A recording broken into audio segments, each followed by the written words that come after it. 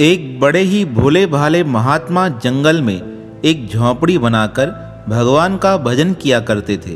बड़े ही अकिंचन थे। उनके पास संग्रह के नाम पर संसार की कोई भी वस्तु नहीं थी।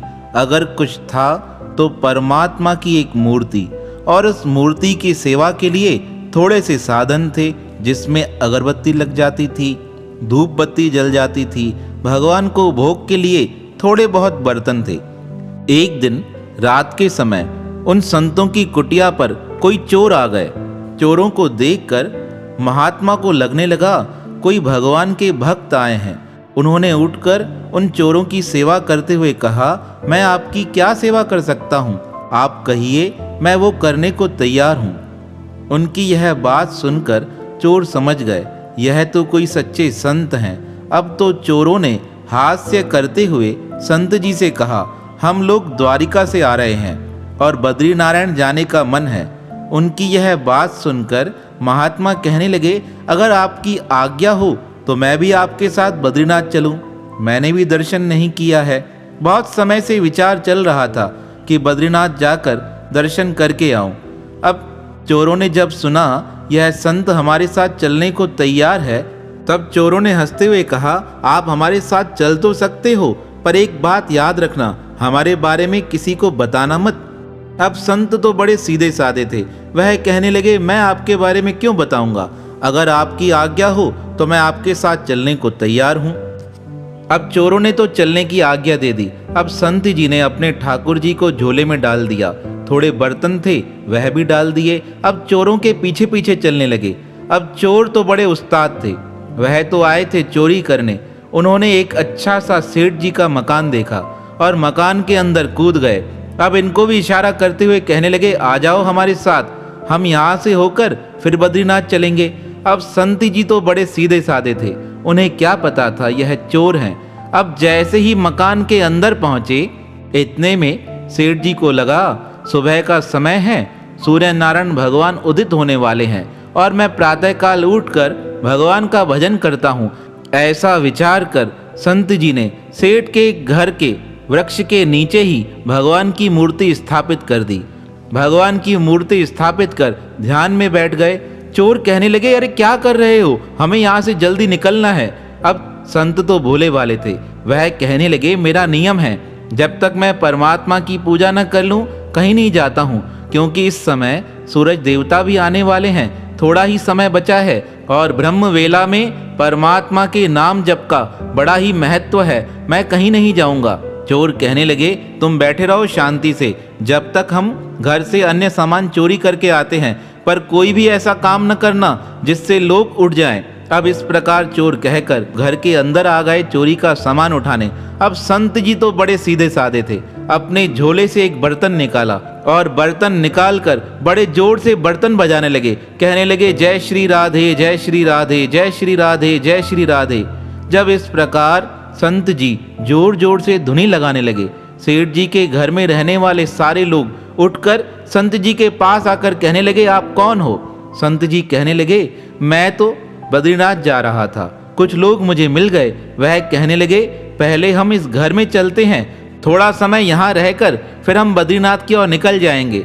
संत जी की बातें सुनकर सेठ जी तो समझ गए यह संत बड़े सीधे साधे हैं, अवश्य कोई चोर ही नहीं यहाँ पर लेकर आया होगा। संत जी से पूछने लगे, आपके साथी कहाँ हैं? तब संत जी ने कहा, मेरे वह साथी तो आपके घर में गए हैं। जब सेठ जी ने संत जी की यह बात सुनी, तब उन्होंने अपने बेटों को आदेश दिया, जल्दी से कक्ष में जाकर देख कर आओ, कोई चोर तो नहीं है।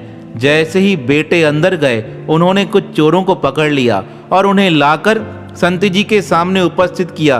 कहने लगे, यही तुम्हारे साथी हैं? संत जी कहने लगे, अरे यह तो मेरे साथी हैं, यही तो मुझे बद्रीनाथ लेकर जा रहे थे, तुमने इन्हें क्यों पकड़ा है? सेठ जी कहने लगे, हम इन्हें अभी का अभी पुलिस के हवाले करेंगे।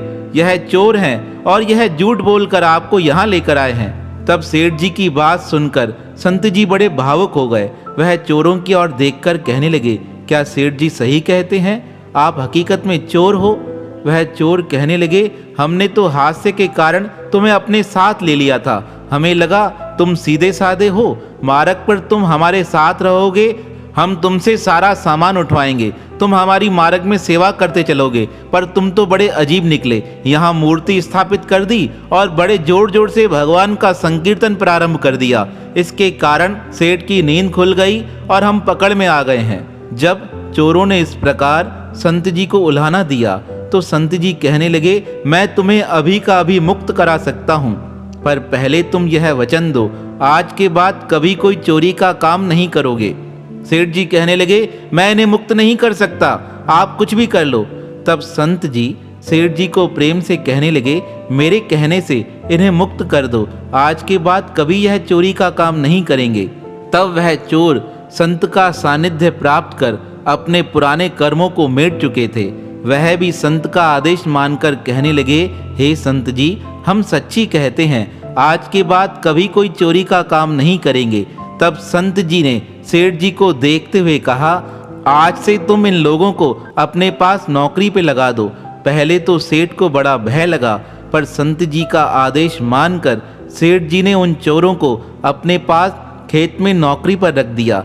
कहते हैं संत जी के आज्ञा से उन चोरों के जीवन में परिवर्तन आ चुका था। सेठ जी दूसरे दिन प्रसन्न होकर महात्मा के पास आकर कहने लगे, हे महात्मन, कल आपकी कृपा से मेरा धन चोरी होने से बच गया।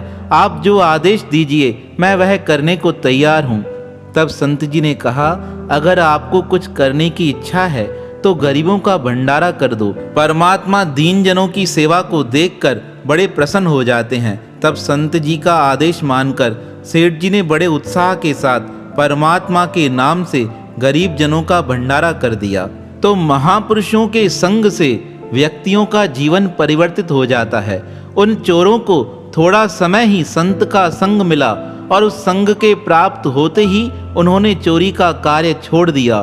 पर हम तो बड़े भाग्यशाली हैं जिन्हें महापुरुषों का इतना संग मिलता है। इसलिए हम निरंतर परमात्मा के संकीर्तन और संतों के संग से जुड़े रहें, जिनके प्रभाव से हमारा यह जीवन भी सफल हो जाएगा। तो ऐसे महापुरुष जो अपनी कृपा से चोरों को भी भगवत भक्त बना सकते हैं, ऐसे महापुरुषों के पावन श्री चरणों में हमारा बारंबार प्रणाम है, प्रणाम है, प्रणाम है।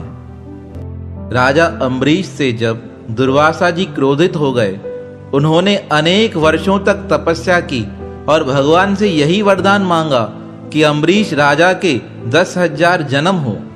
तो भगवान विष्णु कहने लगे, अम्बरीश के तो 10,000 जन्म नहीं होंगे, पर तुमने मेरे भक्त के लिए गलत भावना रखी है, उसके लिए अयोग्य वरदान मांगा है।